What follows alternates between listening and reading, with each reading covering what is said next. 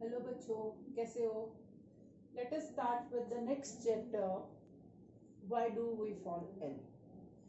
Before knowing the term ill, we must understand the meaning of health, what it means to be health. It means to be physical, mental and social well-being of the person. Physical well-being means the person should be disease free. Mental well-being means the person should be mentally fine. That means there should not be mental retardedness, there should not be stress, right? And social well-being means the person should be socially accepted. If the person is not socially accepted, let us take an example of some culprit. He must always be in stress, being explored to the society, right? So in that case, that person cannot have good state of health, right? Why? Because he will always be in some fear. He will be having high BP due to stress. He may have sugar, he may have some other mental problems, right, due to stress and strain. So for being in good health means physical, mental and social well-being of the person.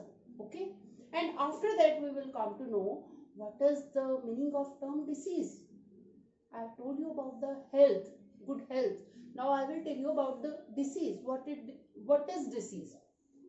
Disease is a condition of the body or any body part which is not functioning properly.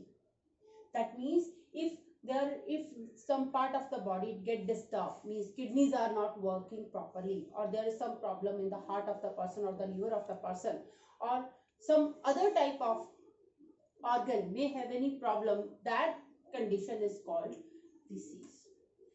While studying disease, as we have chapter why do we fall ill, we must be clear about the term disease and types of disease. I will tell you about the two types of disease here: acute diseases and chronic diseases. What do you mean by acute disease? Acute diseases are short term diseases.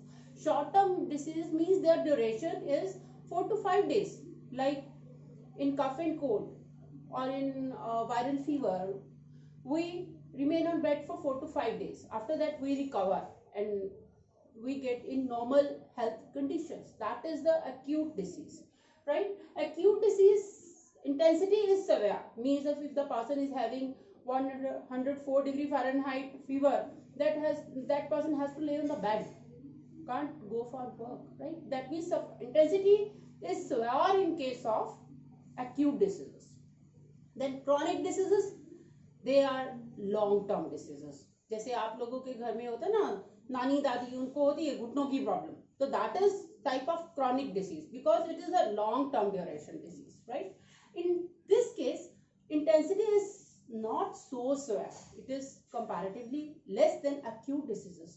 ये नहीं है they will lay on the bed and they can't get up and do the work. They can do it, but they feel somewhat tiresome conditions will be there. They can feel tired, right? So intensity is not so severe in chronic diseases. Then acute diseases, there are less effect on the acute diseases, less effect on the health. That means when you get recovered from the acute diseases, there will not be loss of weight of the body, right? And there will not be tiresome condition. Tiresome condition means the person feel tired all the times.